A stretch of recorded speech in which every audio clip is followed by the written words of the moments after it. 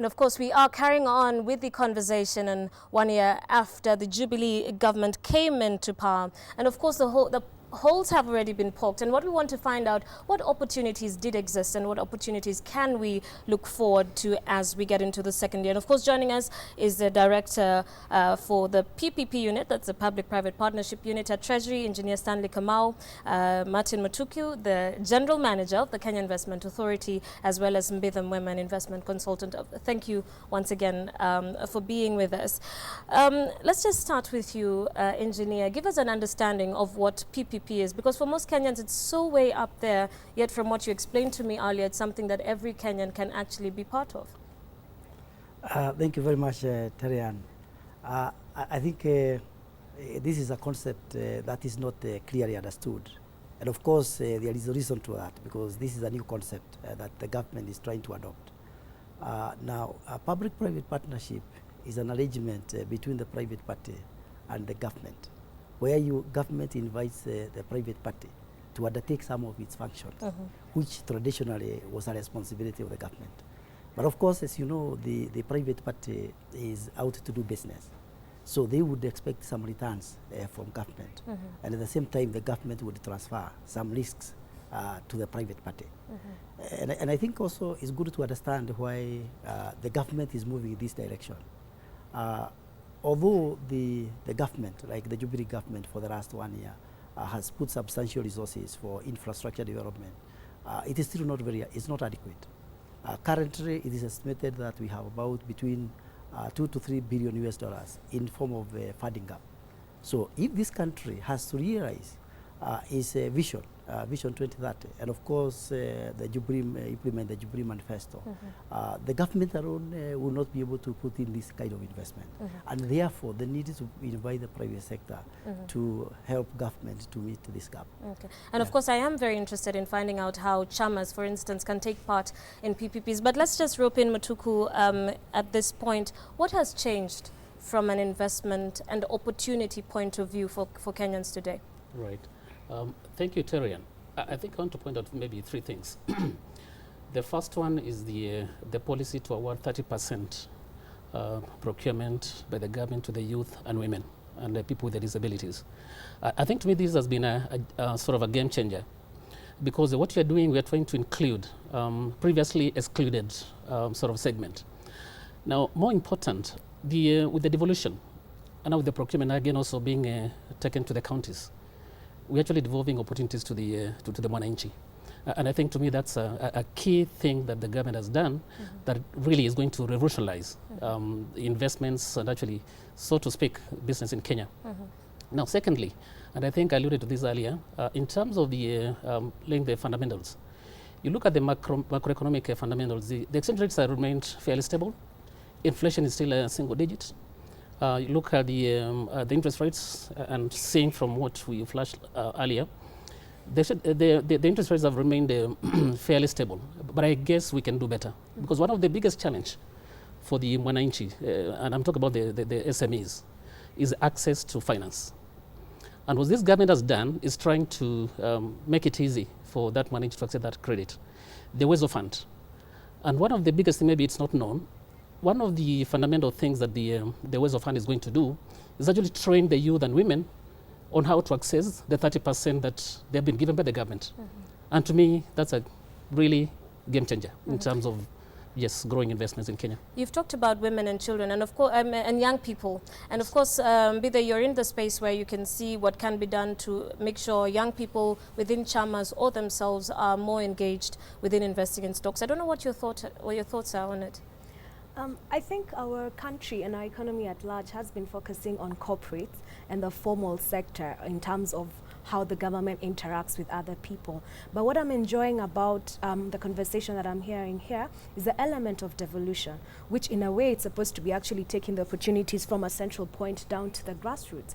But I think what you'll find is probably there's the limitation in terms of access to finance, but more importantly, there's also a limitation in terms to knowledge and understanding of what you're going to do with it. It's one thing to be given 1 million shillings today. It's another thing not to be able to understand. So I suppose that's also another area that we need to also focus on. And beyond just saying that you can rope in the chamas or whatever other kinds of people into this kind of mega investments, you have to start at a point where you can actually create a vehicle that mops them together and also helps them understand what kind of things they want to do with themselves. Mutuku, Yes, ma'am. the Kenya Investment Authority was initially set up as a one-stop shop for investors both locally and internationally to come to where they need when they want to start a business or when they want to put an investment. That's correct. Would you say it is a one-stop shop today? Yes, Terry-Ann, we have a one-stop shop. At the Kenya Investment Authority, we already have NEMA, that's the National Environment Management Authority. We also have the immigration station at Kenya Investment Authority. But I think more fundamentally, and this has been a long talk within government in terms of setting up a one-stop shop. I think the best thing that has happened with this government, it's now pronounced in what we call a budget policy statement, that in the coming year, we're going to have a state-of-the-art one-stop shop, whereby we are going to facilitate an investor from registration in terms of the other facilities that you need. You know, you just walk in and you get all these facilities in one place.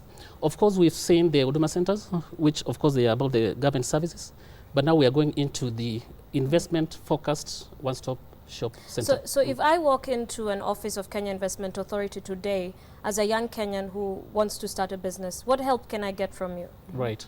Terry-Ann, there are 4 things that we provide. The first thing is information, which is extremely important because unless you know where you can invest, of course, you don't know where to put your money. Secondly, in terms of the facilitation, we'll walk you through in terms of getting to understand what you need to do to start a business, what arm of the government you need to talk to help you do whatever you want to do.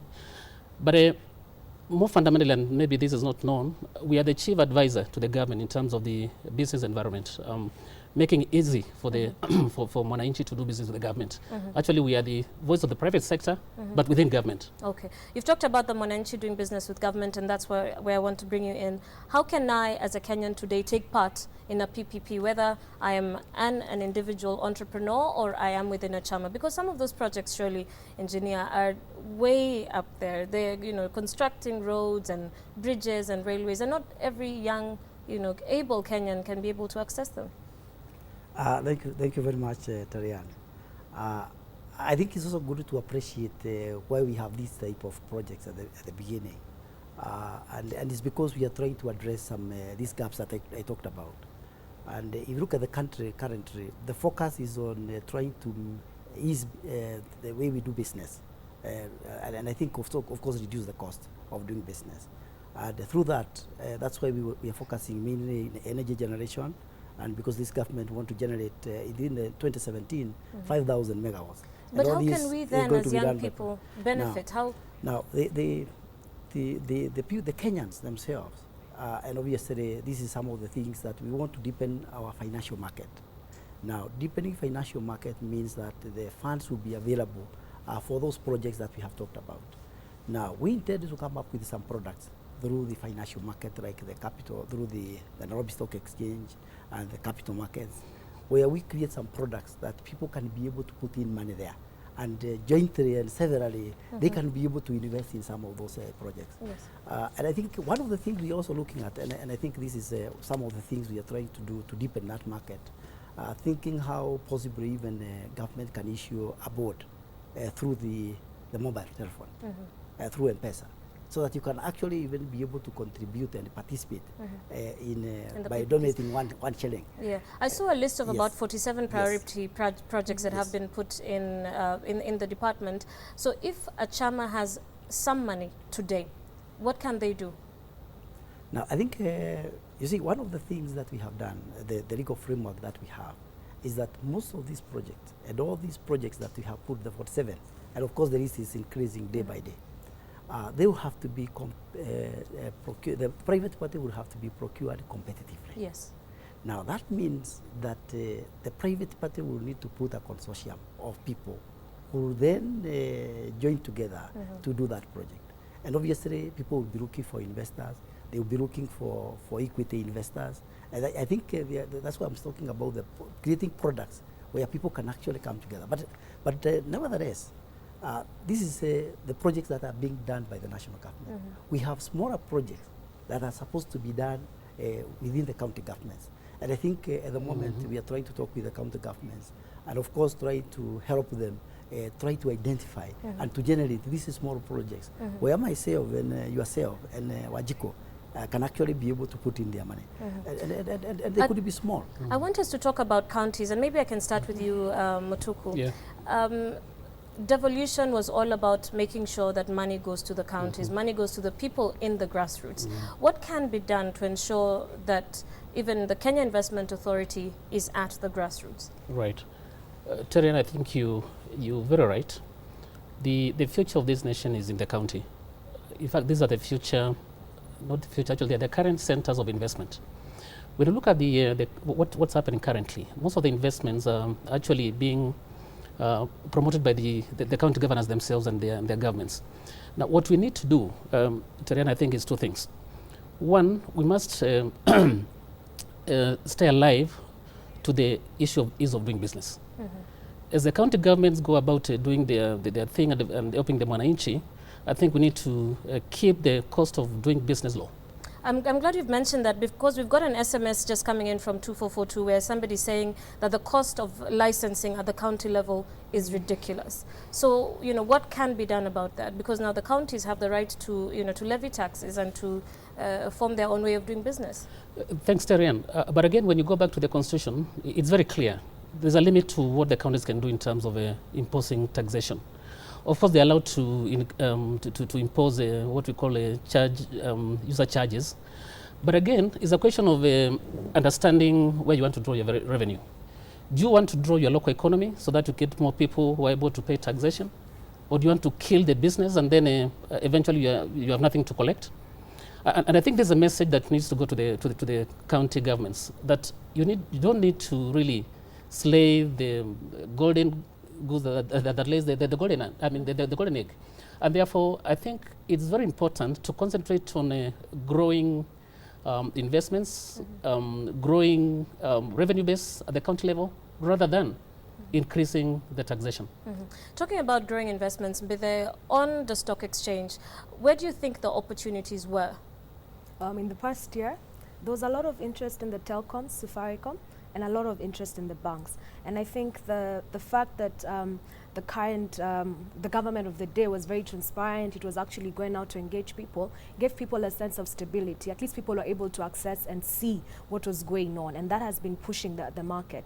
But the interesting thing is that our market today is about 70% foreign traded, 30% locally traded. What that means is there's a lot of volatility. So once there's another market that's doing better than our market, it's very easy for them to pull their funds out. And I suppose the question then is, how are you able to sustain the growth? Because there's actually growth in terms of looking at the fundamentals. And I think, just to push to the panel, today we have a situation where we all have to come to the government to look for information.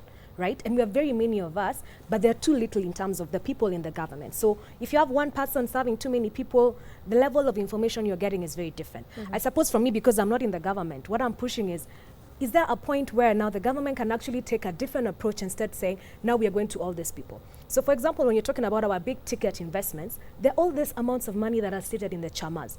If you look at the numbers that are coming through M-Pesa every month, M-Pesa, if it was a bank, I mean, the deposits that they're actually sitting on. So it's not saying that the money is not there, but is someone actually going out and looking to the people, speaking to people and seeing, how can we actually create a vehicle where there's somebody who's accountable and who's speaking to these people on a day-to-day basis, as opposed to saying, yes, we have created the platform and we actually expect you to come and look for it. Because it's very few people who actually know or have the mindset to actually go and understand investments and actually go to Kia or look at the website. There are very few, and then the centers, Nairobi, Mombasa. So what happens to the other people out there? Maybe you can respond to that, Mutuku. Thank you, Terian. And I think this is where we also need assistance from the county governments.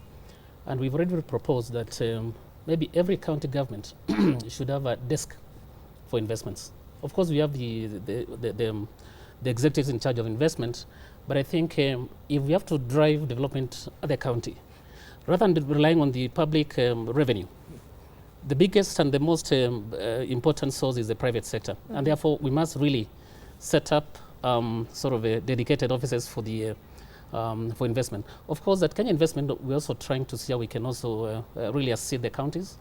There are plans to set a few centers in starting with 11 counties, and then gradually seeing how we can also spread ourselves across the country. But at the end of the day, it's actually the county government that we really need to run the show. We can provide the technical assistance, we can provide the support, backstopping, but it also the backstops with the counties. Okay, we really need to wrap up now, but engineer, if you can just quickly tell us, what can we expect from PPP going forward? Thank you very much. I think going forward, as I said, the last 1 year, we have spent some time laying the foundation on how these projects can be done. And if you look at the 47 projects that we published on that 1st of December, the investment cost is close to about $15 billion US. Now, if that money is invested in this country, obviously it's going to have a very high contribution to the GDP, maybe possibly between 2 to 3% every year. And I think that translates itself to jobs. Because once you have a GDP growth, then obviously it will translate to jobs. The other thing is that if these projects are implemented, there's going to be enormous benefit to the public.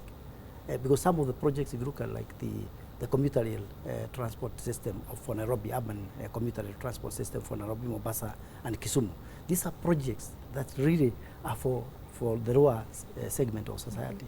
It is for the people who have challenges in terms of going to work and going home every day. So it's going to have a lot of tremendous benefit. Of course, you've called the past 1 year laying the foundation, but a lot of Kenyans out there saying we have not seen anything that the government has done. But as you know, Jackie Maribe said yesterday, it either depends, are you a supporter or are you on the other side? So thank you so much. Maybe something I wanted to add, Terry. This PPP, my director is really saying we have to wrap up. Okay, this PPP project is like is a marriage because they are long-term contracts. So they need to be worked on properly, and that's why we have spent that time. So, and I think that is quite important. All right, thank you so much, Engineer Stanley Kamau, Director of the Public-Private Partnership Unit at Treasury, Martin Mutuku, the General Manager of the Kenya Investment Authority, and Bidha Mwema, Investment Consultant. Thank you so much for shedding some highlights on what opportunities there were in the year that was, and what we can look forward to as 2014 hits up. Well, we'll take a short break now. We'll be back with more after the break. Don't go too far.